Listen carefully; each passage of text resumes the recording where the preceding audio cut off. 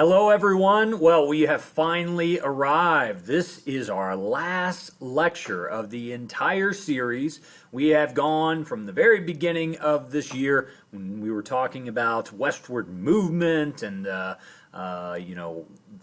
Industrial Revolution, and we have arrived, and we are going to wrap up today by talking about events within the last year. So we have covered about 150 years of history, and I hope you guys have learned a few things along the way. Today we are going to get into some recent history, and I say recent, really that covers the last 30 years. Now, we're not going to talk too much about the last 10 years or so, and that follows along with kind of what we do in IB history.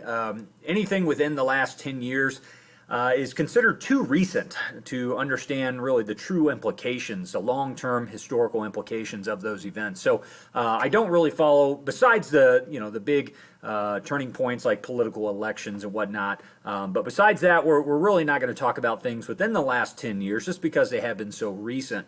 But we are going to start with George H.W. Bush, his administration, and work all the way up to the current administration, highlighting some major events along the way. So with that being said, for the last time, get your notes out. Let's get rolling. Okay, so following in the pattern of many presidents before him, George H.W. Bush will be elected. He was the vice president under Reagan in 1980 and 1984. Riding on the waves of Reagan's popularity, he does win the 1988 election. And again, a relatively close election, which is usually tends to be the case with most of our elections. Now, the big thing that happens under Bush's administration, and so there's no confusion here, there will be another George Bush that we talk about, George W. Bush, that will be elected in 2000. That is George H.W. Bush's son, and we'll see him here in just a little bit. Now, the biggest story under George H.W. Bush is the Persian Gulf War. The event that sparked this was the invasion of a small oil-rich nation called Kuwait. Kuwait was an ally of the United States, but it was invaded by the nation of Iraq that is headed up by Saddam Hussein, the dictator of that nation. Now, Kuwait, the reasoning, Iraq was basically trying to secure some funds, and through oil, they had just gotten done fighting a very deadly war with Iran that had lasted throughout the entire 80s, and it had been very costly, both in terms of blood and treasure. So they invaded Kuwait in hopes that people wouldn't really care or notice much about this small nation to their south. But the United States did lead a team that included other nations, the United Nations is a part of this, to expel Iraq from Kuwait. Now, one of the big important items about this is that this is often considered kind of the first example of a high technological fought war. Now, not on both sides, okay? The United States is using modern computer-guided equipment, and it shows, especially when you look at the casualty count. You can see that the United Nations, and again, most of which were American soldiers fighting under the UN banner at this point, you can see about 400 casualties over the course of the war. And for Iraq, there are about 100,000. This is something that we're seeing a new kind of evolution in military combat that we had not seen before. Again, using the laser-guided technology and things like that. So this is really kind of the first example of a high-tech war that's really ever been fought. Now, it did seem as if Bush was going to win re-election. He had been fairly popular. In fact, most presidents who win wars, especially leading up to an election, tend to get re-elected. Bush would lose this next election, and part of it is because this is one of those elections where you actually have the emergence of a third-party candidate. Most elections, it's just the two main parties, but in 1992, there was a conservative-minded independent named Ross Perot that ran, and he stole a lot of votes away from Bush. And because of that, it kind of split the Republican ticket and paved the way for Bill Clinton, the Democrat, former governor of Arkansas, to win. Now, he would receive very low popular vote. In fact, he only gets about 43% of the popular vote. But in our system, popular vote actually doesn't matter. It is all about the electoral votes and what states you actually carry. So Bill Clinton is going to win the election in 1992.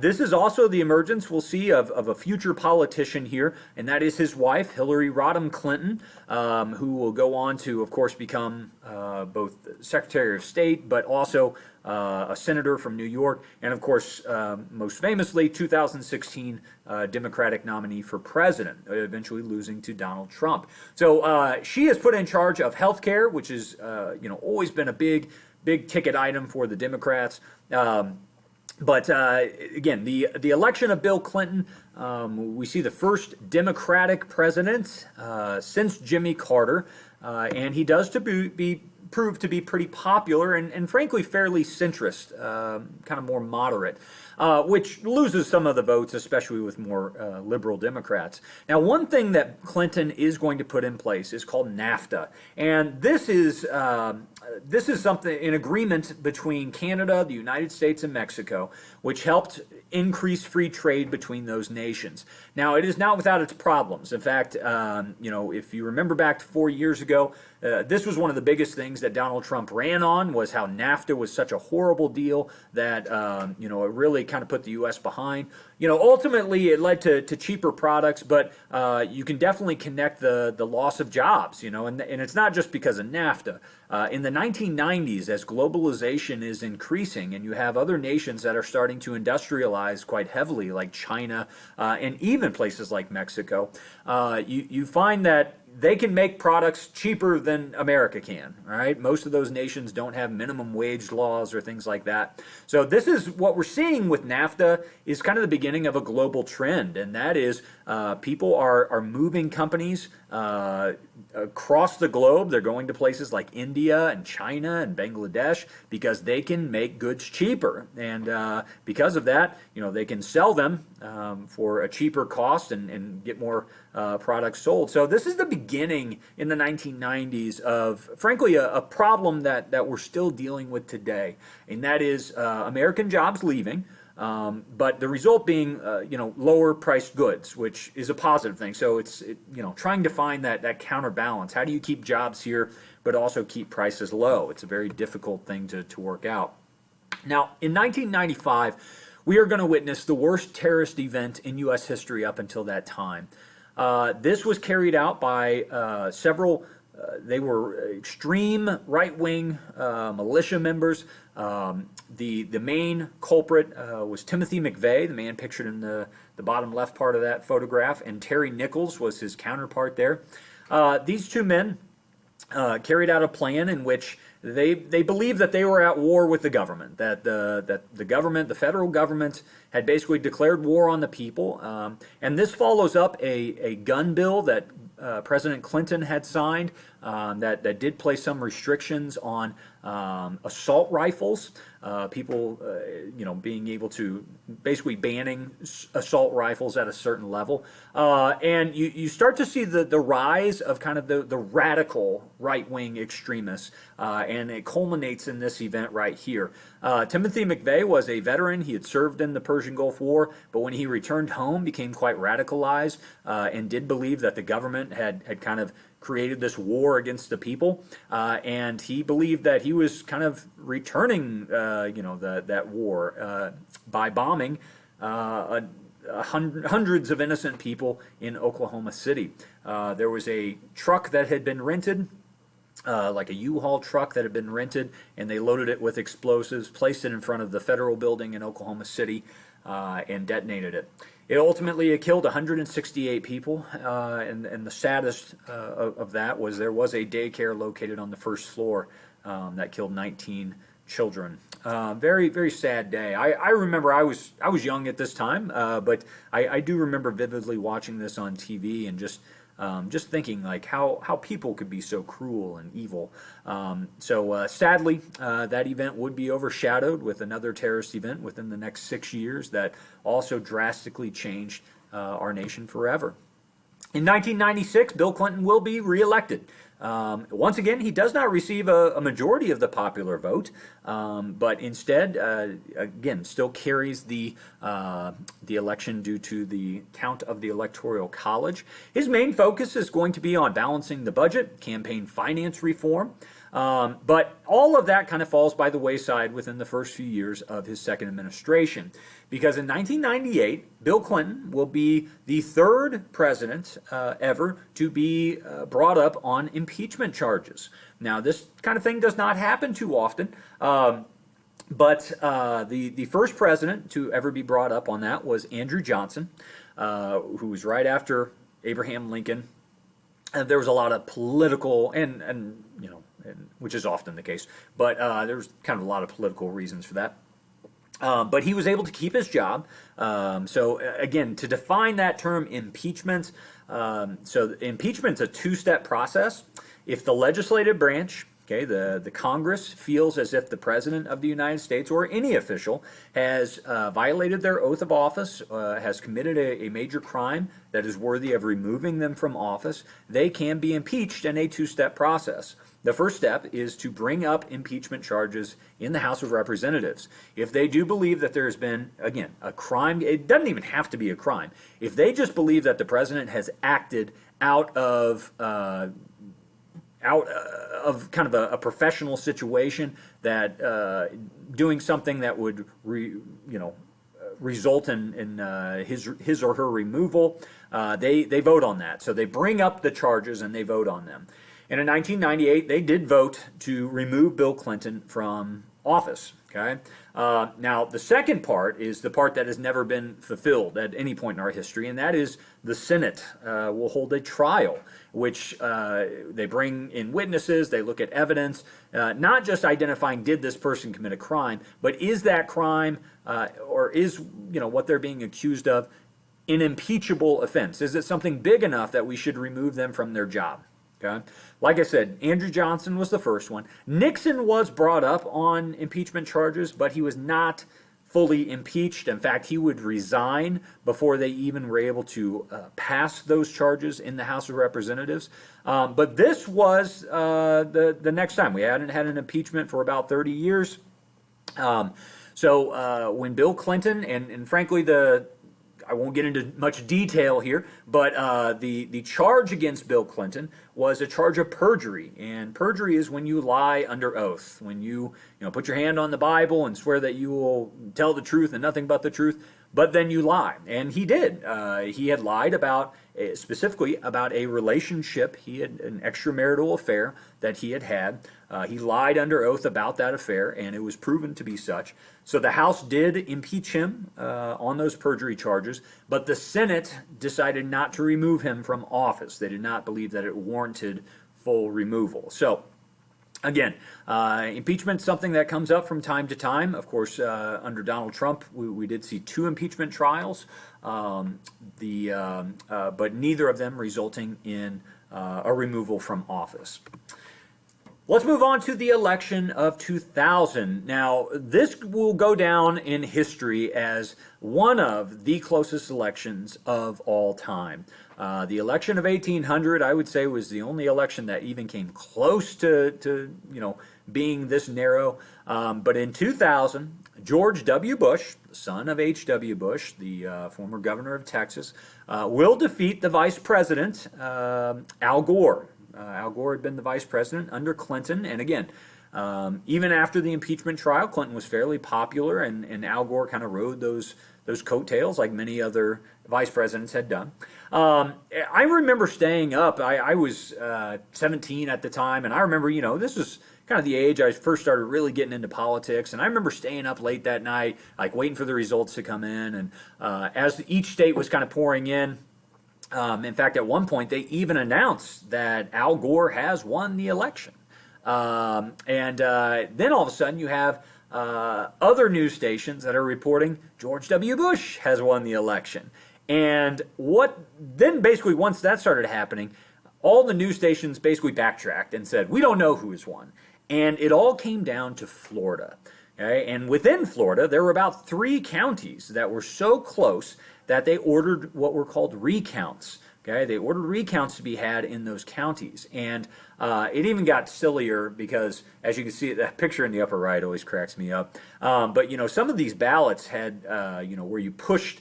You pushed kind of a pin through and created a hole. Well, they started even debating, well, what happens if, that little hole, what happens if the paper's still like hanging on there? They called it a hanging chad. Does that count as a full vote? Should it? It brought up all these crazy questions. And ultimately, it came down to a few counties in Florida. Some of those counties were decided by less than 100 votes. So, when people say that your vote does not matter, that, there's just too many people, this is a great example to illustrate your vote does matter. Frankly, the election of 2000 was decided by less than 100 people in some cases. So, either way, this, and it does kind of, I will say, it gets kind of questionable after these recounts because these recounts continued for weeks. In fact, every recount, it seemed as if there was a different winner after each recount. And so, it seemed like something strange was going on. Ultimately, after what would become the last recount, George W. Bush's team filed a legal motion to stop any future recounts. That went all the way up to the Supreme Court. And where it kind of gets shady here is that the Supreme Court had a majority of conservative members at that time, and they did rule in a 5-4 ruling. So it was very much split that the recounts should stop. And when the recounts stopped, George W. Bush was the winner. Extremely chaotic. We didn't know who the president was for weeks, and just a crazy, crazy time. That was, frankly, quickly forgotten by many people because on the morning of September 11th, 2001, there were 19 hijackers that took over 3 passenger airline carriers and attacked the United States. The 2 most obvious attacks were at the World Trade Center, 2 huge skyscrapers in New York City.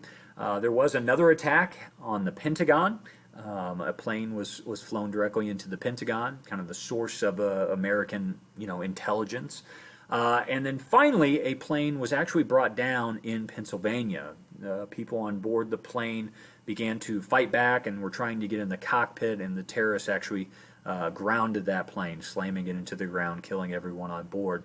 That plane was most likely headed for Washington, D.C. It was on a path to D.C., and we still don't know to this day exactly what their target was, but most likely it was either the White House or the Capitol building. But thankfully, those brave men and women on board that flight did fight back and prevented even more loss of life in the future. I have to say, this was one of the most powerful days of my life. By this point, I was 18 years old.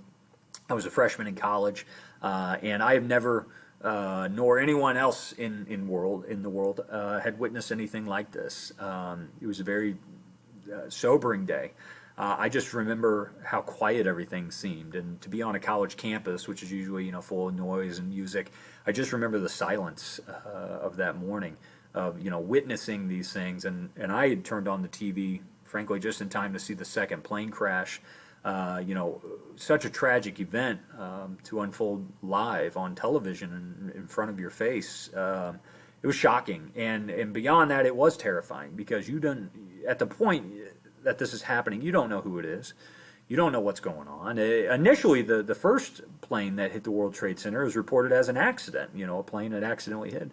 And so, everybody's watching TV, and then all of a sudden the second plane slams into the building, and you realize that we are under attack. And then all of a sudden there's reports that other planes have been hijacked. It was just a terrifying, terrifying day, and one that would completely change American history forever, and my life as well. Now, at the end of the day, there would be around 3,000 dead because of these attacks. Almost the vast majority of which were just civilians that were going to their job, just like every other day. Sadly, a large number of them were emergency responders, police and ambulance workers, EMTs. firefighters that had rushed into those burning buildings as you know, thousands of people were rushing out. And they deserve to be honored and remembered. It was a horrible day.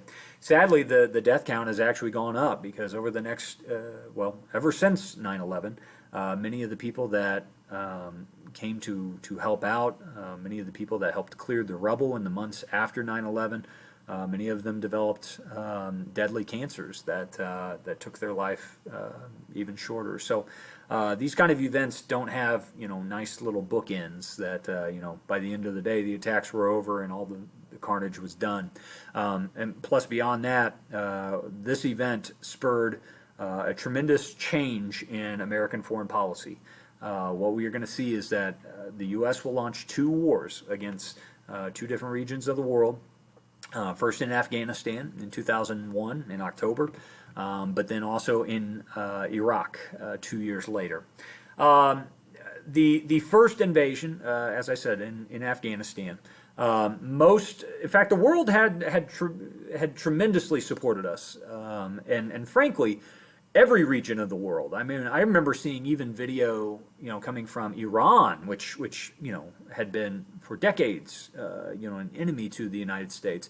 I remember seeing videos of people, you know, having candlelight vigils because everyone across the world knew that this attack was on civilians. These were people that were just living their day-to-day life, had committed no crime, and it was a tragic event to lose so many civilians in a single moment. I remember people just across the world, the outpouring of support for the United States. And frankly, at that point, everyone was a friend to the United States. When we launched an invasion of Afghanistan, the world was behind us.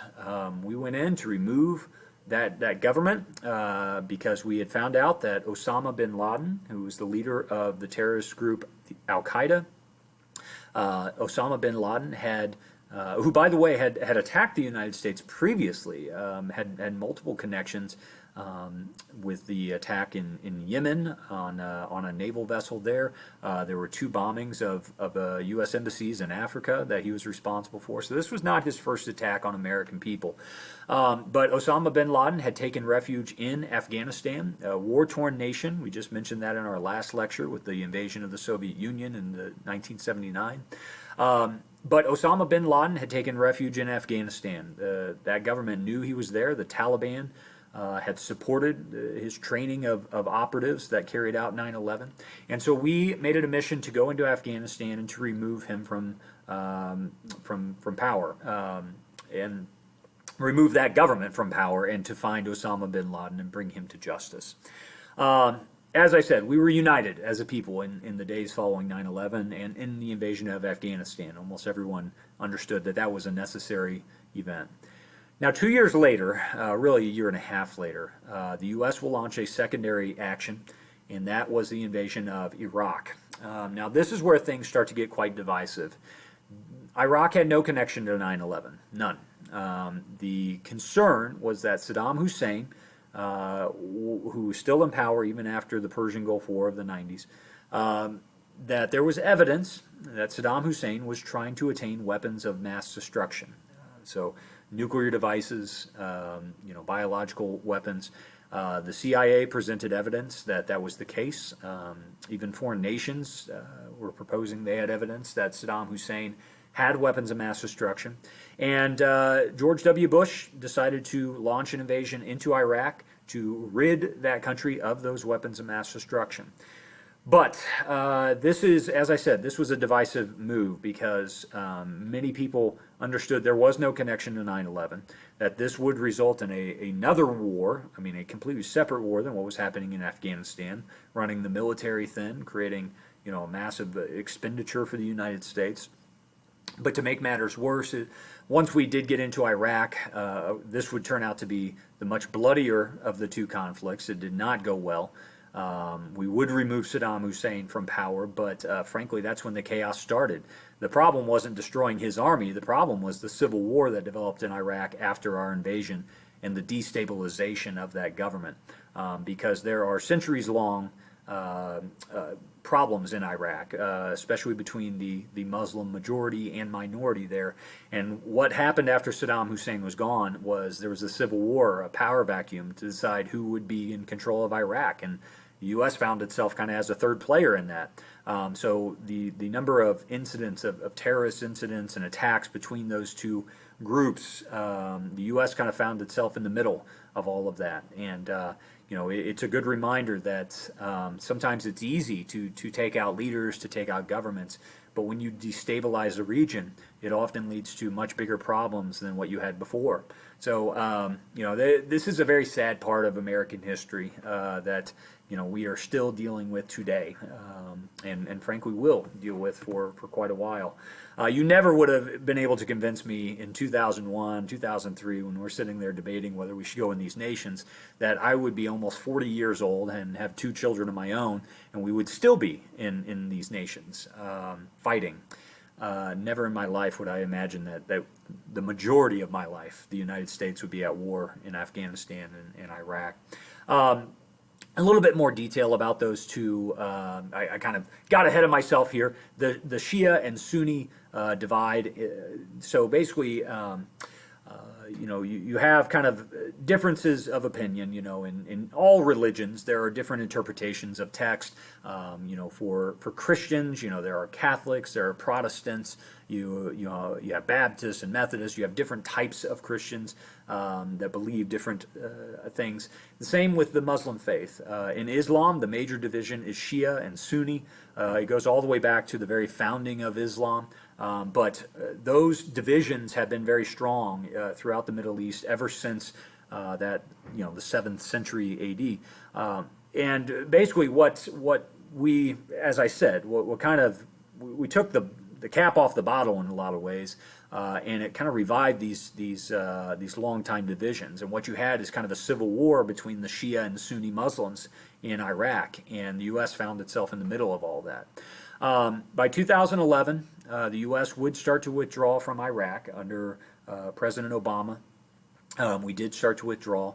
2014, started to withdraw some from Afghanistan. President Biden has just recently, within the last month, actually announced, and I'm speaking now in May of 2021, President Biden has just announced that by September 11th of 2021, that we will withdraw all remaining troops from Afghanistan. So this war is continuing, but we are seeing kind of an end to that combat taking place. Sadly, actually, I need to update these statistics because they have, there has been a tremendous amount more killed since this time, but I think these are maybe 2 years old.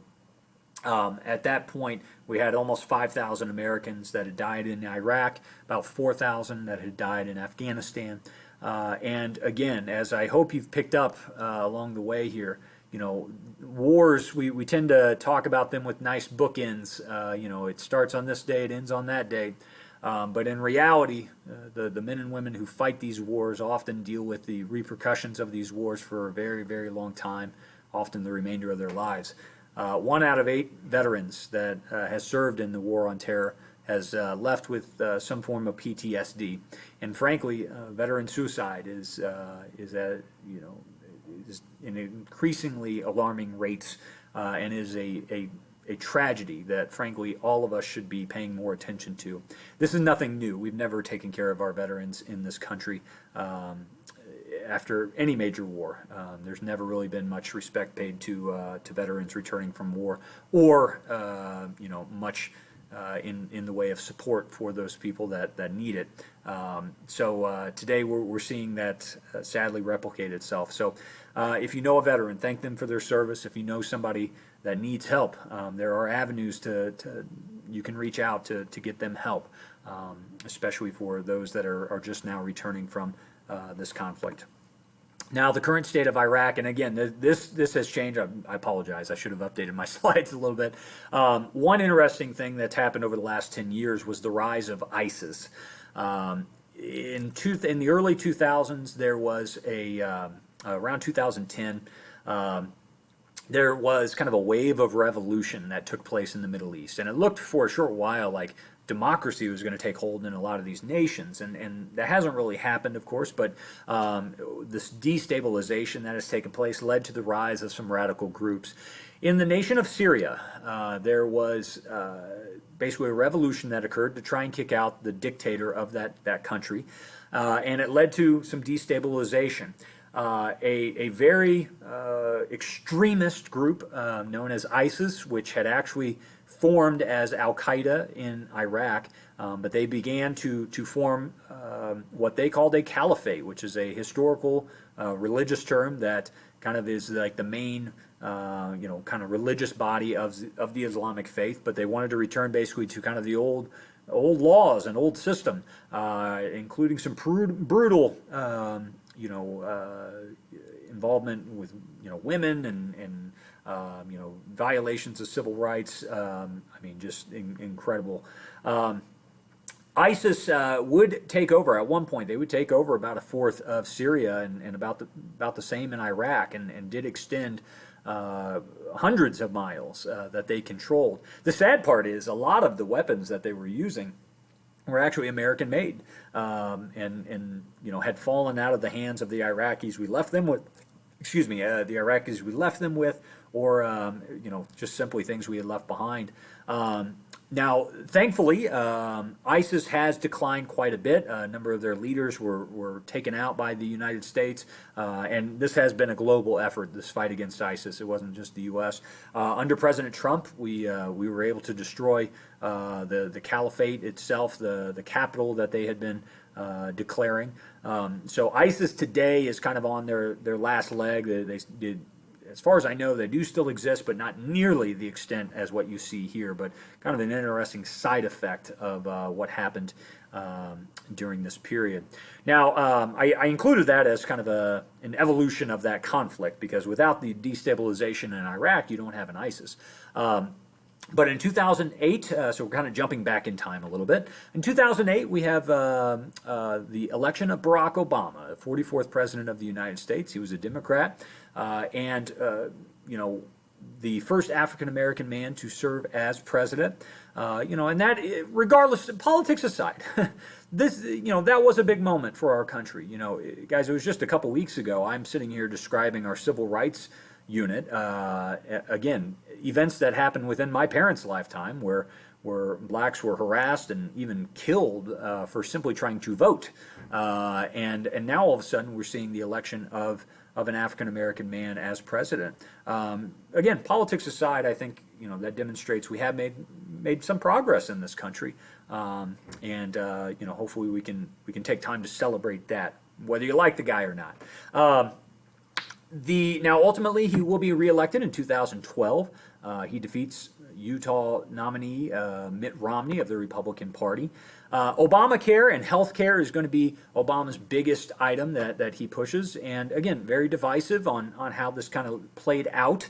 And frankly, when Donald Trump took over in 2016, he spent a lot of time kind of trying to reverse the Affordable Care Act, as it was called, which would have tried to connect everyone. It did require everyone to have health insurance, which would somewhat protect the government from having to pay for for basically the uninsured health, but there were a lot of other requirements of businesses to provide for their employees that a lot of people didn't like those costs.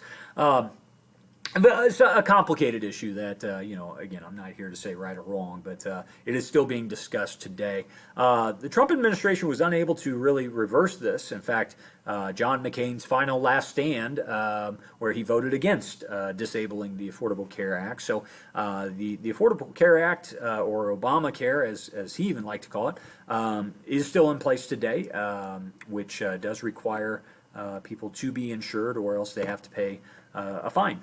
As I said, Obama would start to withdraw troops from Iraq and Afghanistan. Trump would continue to do that, withdrawing even more from Iraq, and Biden has continued to do that, with calling for the withdrawal of troops full troops from Afghanistan. In 2008, Obama's first year, we would, and this really doesn't have much to do with his election, this has really what to do with what was happening over the last decade. In 2008, the economic bubble bursts, and we have the worst economic recession since the Great Depression. Now, there's a lot of different causes, as we've learned, that history is a complicated thing, that it is not something that can simply be explained away with a singular cause. But one of the biggest bubbles that burst was the housing market. What banks had started doing was they were financing people to buy homes that frankly couldn't afford it. Sometimes they were even giving loans to people who didn't have jobs. Well, they're not going to be able to repay that loan. And so what ends up happening is basically the housing market starts to burst. Whenever there was kind of this negative economic activity and people couldn't repay their houses, their mortgages, a few houses, that's not a big deal. But what happens if, millions of people all of a sudden cannot pay their mortgage? Well, now all of a sudden the bank is having to foreclose on homes and they're having to sell them at a much lower, basically at a loss.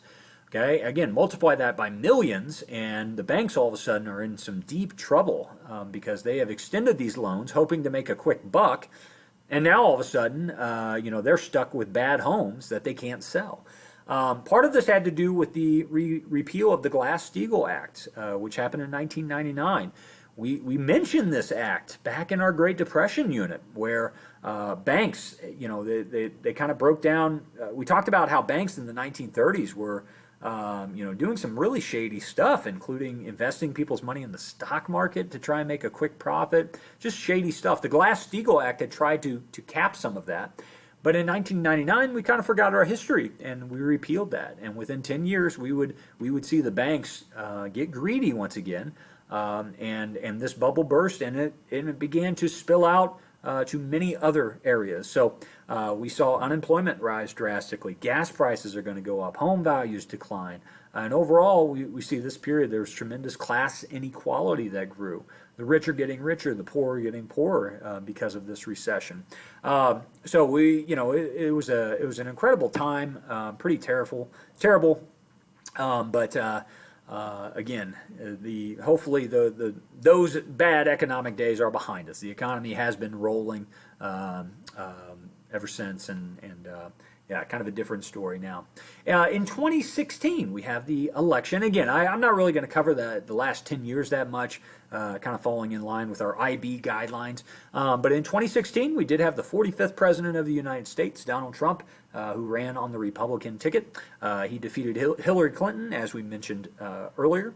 And then most recently, in 2020, we had the election of former Vice President under Obama, but Joe Biden was elected as the Democratic president in 2020 as the 46th president, defeating Trump. So, there's obviously been a lot of things that have happened since then. I didn't include, the January 6th insurrection of the Capitol, any of that stuff. But there's been a lot of major events that I hope you've been paying attention to over the last few years. But we are going to cap it at that. Guys, it has been my pleasure to take you through, the last 150 years of our history. I hope you have enjoyed it. I hope you've learned a thing or two. As always, if you have any questions, please shoot me an email. But thank you so much for your time over the past year. I hope you've enjoyed this. And as I said, learned a thing or two along the way. Thanks a lot.